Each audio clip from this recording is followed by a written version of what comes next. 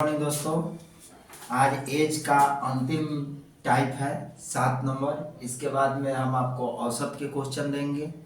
इसी तरह आप कुछ करने की ज़रूरत नहीं है, सिर्फ यूट्यूब से सारे क्वेश्चन आपका यूथ कंपटीशन का मिल जाएगा फ्री ऑफ कॉस्ट। इसमें कुछ आपका चार्ज नहीं लगता है। अगर आपको अच्छा से लगे तो शेयर और सब्सक्राइब कर दीजिए, ये आपसे मेरा गुजारिश है। और आपका total question free of cost मिलेगा। टोटल कंपटीशन के, यूथ कंपटीशन के जितने प्रश्न पूछे गए हैं पिछले एग्जाम में, वही क्वेश्चन आपको दिया जा रहा है। चलिए देखते हैं क्वेश्चन को। अगर समझ में आता है तो आप कमेंट सेक्शन में, एक लड़का बोला था कि साफ साफ दिखाई नहीं दे रहा है, उसके लिए भी हम व्यवस्था कर रहे हैं। थोड़ा सा प्रॉब्लम है, फिर आपको मिलेगा अच्छे बोर्ड पे, इसे डिजिटल बोर्ड रहेगा और आपका बहुत ही बेस्ट मिलेगा। और उसमें सारे आपके जो लिख कर देते हैं कि किस सन में पूछा गया है, किस एग्जाम में पूछा गया है, ऑप्शन सहित मिलेगा आपको। ठीक है, चलिए देखते हैं क्वेश्चन को। एक दादाजी और उसकी पोती के आयु का अनुपात 9:2 है। दादाजी और उसके पोती का उम्र का अनुपात 9:2 है। उसके आयु का योग एक पूर्ण वर्ग है। उसकी आयु का योग एक पूर्ण वर्ग संख्या है, तो उसकी आयु का अंतर का 11 गुणज हो। उसकी आयु के अंतर का 11 गुणज हो तो उसकी आयु क्या है। मान लेते हैं कि यहाँ दादाजी और यहाँ पोती लिख देते हैं। इनकी आयु का अनुपात 9:2 है। अब देखते हैं ये दोनों के योग कितना है। एक पूर्ण संख्या है, एक पूर्ण वर्ग है, तो 9x + 2x बराबर एक पूर्ण वर्ग है, x²। तो 11x बराबर कितना हो जाएगा, x² स्क्वायर से x बराबर हो जाएगा आपका 11। आपका 11 हो जाएगा। अब इसके एज कितने हो जाएंगे, दादाजी का 99 वर्ष, और इस पोती का उम्र कितना हो जाएगा, 2 × 11, 11 × 22 वर्ष। अब इन दोनों का उम्र ये आपका होगा, यही आपका इतना वर्ष, ये आंसर हो जाएगा। ओके मेरे दोस्त, नेक्स्ट क्वेश्चन को देखते हैं। ए और बी की कुल आयु बी और सी के कुल आयु से 12 वर्ष अधिक है। ए और सी में से कौन छोटा है और कौन कितना वर्ष छोटा है। देखिए, ए प्लस बी की आयु बराबर बी प्लस सी की आयु से 12 वर्ष बड़ा है। यानी ये दोनों का ये अंतर कितना के 12 वर्ष का। तो a + b मान लेते हैं, -b है, इसको इधर लाएंगे तो -c बराबर 12 वर्ष। b को काट दिए, a - c बराबर कितना हो जाएगा, 12 वर्ष। यानी a में से c को माइनस कर रहे हैं तो ये 12 वर्ष है। तो इसमें कौन बड़ा होगा, a - c में कौन बड़ा होगा, जो घट रहा है वो बड़ा होगा। a और c के अंतर कितना है, 12 वर्ष का है। यानी ए कितना का हो जाएगा आपका, 12 वर्ष का हो जाएगा।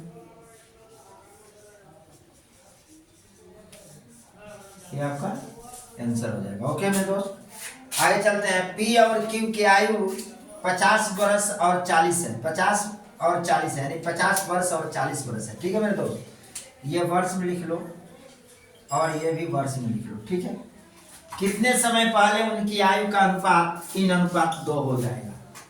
सीधा सा बात, P और Q यानी P अनुपात Q। P का उम्र कितना है, 50, और Q का उम्र कितना है, 40। कितने समय बाद, मान लेते हैं कि X समय बाद या X समय पहले कर देते हैं। X समय पहले है तो X समय पहले, तो ये कितना हो जाएगा, 50 - X, ये कितना होगा, बटा में 40 - X = 3:2। अब आठ पर गुना कर लीजिए, 50 × 100 - 2x बराबर 12, 120 - 3x। अब आप क्या करेंगे, इसको इधर ला देंगे तो -2x + 3x, 120 - 100, इसमें से घटेगा तो x हो जाएगा, प्लस के इसमें से 20 वर्ष। यानी ये आपका आंसर हो जाएगा। पी और क्यू के कितने समय, 20 वर्ष पहले, यानी लिख देंगे 20 वर्ष पहले उनकी अनुपात उनकी अनुपात 3:2 हो जाएगी।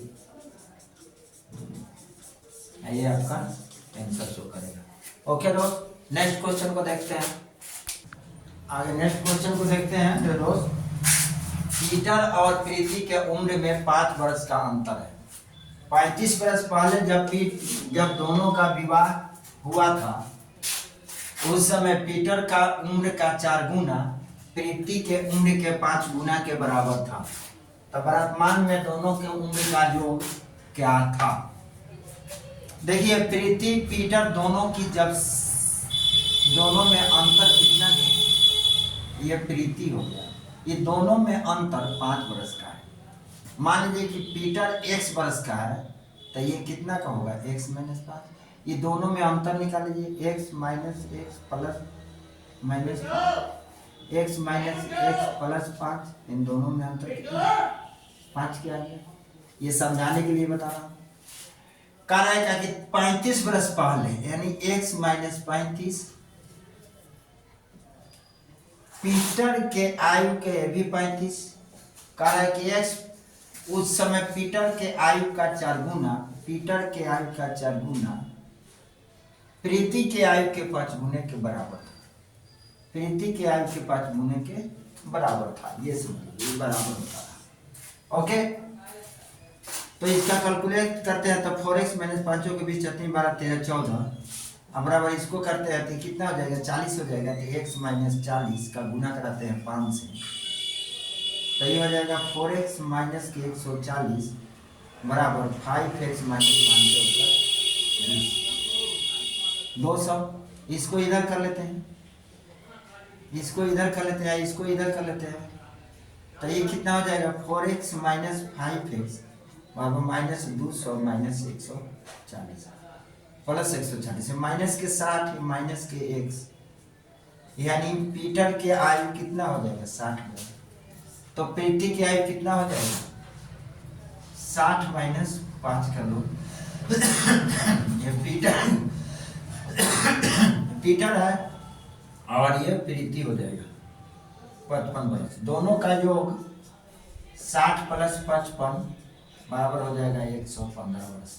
ये आपका आंसर हो जाएगा। ओके, आगे देखते हैं। चार्ल्स और सिया के उम्र के बीच 6 साल का अंतर है। जब उन्होंने 30 वर्ष पहले एक दूसरे से शादी की थी, तो चार्ल्स के उम्र का 4 गुना उतना ही था जितना कि सिया के उम्र का 5 गुना। उसके वर्तमान उम्र का योग क्या है? सीधा सा बात है मेरे दोस्त। यहाँ ले लीजिए चार्ल्स, सेम सवाल है। अगर ये आपको प्रॉब्लम हुई होगी तो इससे आपका कंसेप्ट स्ट्रांग हो जाएगा। आप इस सवाल को एग्जांपल से आप समझ सकते हैं, समझ जाइए। ये पीटर हो गया, ये आपका हो गया चार्ल्स, ये चार्ल्स हो गया, और यहाँ पर आपका हो गया सिया। चार्ल्स की उम्र x मान लो, तो सिया की उम्र x माइनस 6 मान। अभी करा 30 वर्ष पहले, तब x माइनस 30 बराबर x माइनस 6 माइनस 30। इसका उम्र का 4 गुना इसके उम्र के 5 गुना के बराबर। ठीक है, 4 गुना कीजिएगा तो 4x माइनस 12, ये 36 हो जाएगा। तो x माइनस 36 का किससे? 5 से। इधर आ जाइए, ये मेरा दोस्त हो जाएगा कितना? 4x minus 120 equal to 5x minus 6 5 30 3 5 15 3 18 6 5 30 3 5 15 3 18। इसको उधर ले जाइए, इसको इधर ले जाइए, तो 4x minus 5x equal to minus के 180 माइनस के प्लस के 120 बराबर माइनस के 60 इक्वल टू माइनस के x। माइनस माइनस काट दीजिए, x बराबर 60। अब एक का 60 वर्ष है, एक का 6 कम कर दो, यानी ये हो जाएगा आपका चार्ल्स का एज। तो ये हो जाएगा सिया की उम्र 6 वर्ष कम, 60 माइनस 6 यानी कि 54 वर्ष। दोनों का योग 60 प्लस 54 इक्वल टू हो जाएगा आपका 4 के 4 6 5 11 114 वर्ष। यही आपका आंसर है। That's all.